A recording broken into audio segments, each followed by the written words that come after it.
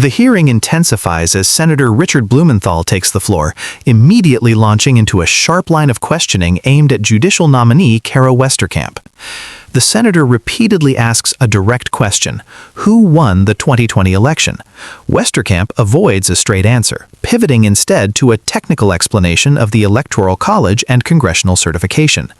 Blumenthal, visibly frustrated, confronts her with a social media post she made on January 6th, where she allegedly stated that a certified lie is still a lie. Despite his pressure for a factual response regarding the popular vote, Westerkamp continues to recite constitutional articles, leading the senator to label her responses as canned and ridiculous.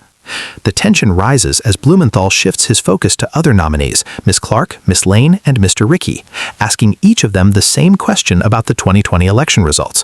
One after another, the nominees provide nearly identical, process-oriented answers, refusing to diverge from their rehearsed constitutional script. The senator then asks if the United States Capitol was attacked on January 6, 2021. Again, the nominees offer carefully hedged responses, describing the events merely as violence that occurred, or stating that characterizing the day would be inappropriate due to ongoing controversy. By the end of the session, Blumenthal is fed up, describing the witnesses' refusal to give direct answers as an insult to the committee and Orwellian in their denial of reality. He concludes by asserting that this lack of independent thought and backbone fundamentally disqualifies them from the impartial requirements of a federal judge. Watch this video for full details. I believe you're up. Thank you, Senator Kennedy. Welcome, everyone. Thank you for your service. Ms. Westerkamp, who won the 2020 election? Senator, under our Constitution, the Electoral College votes for the president, and then that is certified by Congress. And in 2020, President Biden was certified by the Electoral... Yeah, that's not my question. Who won the election? And again, Senator, under our Constitution, and it's actually... Oh, you know, I know who was certified, and I know what you think of certification because you tweeted on January 6th in a post saying, in reference to the 2020 election results, a certified lie is still a lie. I'm asking you, who won the 2020 election? Let me make it more specific. Who won the popular vote? Again, Senator, under our Constitution, what matters is who the Electoral College votes as. But I'm not asking you for what the Constitution says. I'm asking you for your view factually. And frankly, we've received this kind of canned, ridiculous answer before, as you know, because you were instructed to give this answer, right? Senator, I am speaking to what the Constitution, under our Constitution again, and that is actually Article 2, Let me ask you this. Who won the 2024 election? In the 2024 election, again, the Electoral College voted for President Trump, and then the Congress also certified President Trump as the winner of the... Did Donald Trump lose the 2020 election?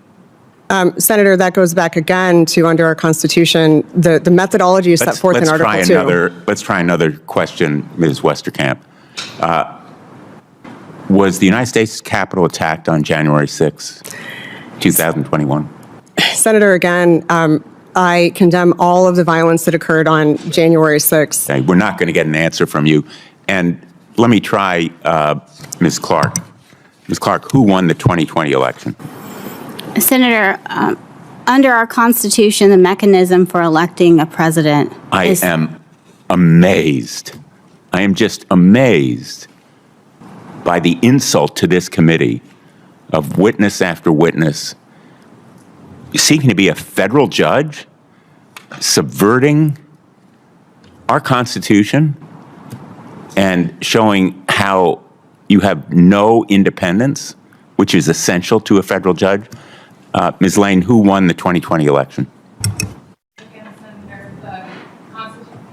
Apologies. Again, Senator, the Constitution outlines the process, and as a judicial nominee, I'm here to talk about what the Constitution requires, which is an electoral vote and certification by Congress. And in 2020... Okay, who won the election? In 2020, President Biden. Mr. Rickey, who won the 2020 election? Senator, as my colleagues have stated, the process we have under the Constitution is a vote by the Electoral College, followed by certification. Was the Capitol attacked, Mr. Rickey, on January 6th? There was violence that occurred here on January 6th, Senator. Was the Capitol attacked? I would just say, Senator, there was violence that occurred here on that date. You've seen videos of what happened. Yes, Senator, I have. Was the Capitol attacked? Again, Senator, I say Ms. Lane, was the Capitol attacked? Senator, the characterization of January 6th is subject to ongoing controversy and debate, and as a nominee, it would be inappropriate for me to characterize it. Ms. Clark, who won the 2024 election?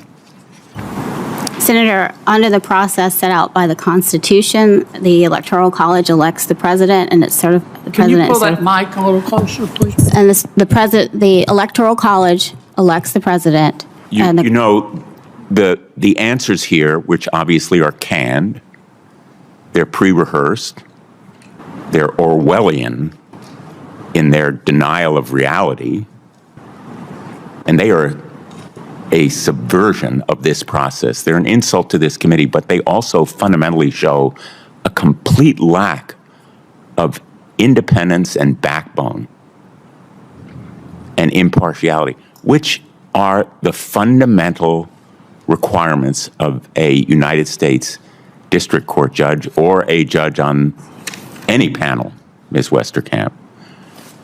And I'm a little bit disappointed that you're not more original, that you can't think of a few different words. I'm just amazed. Thank you, Mr. Chairman.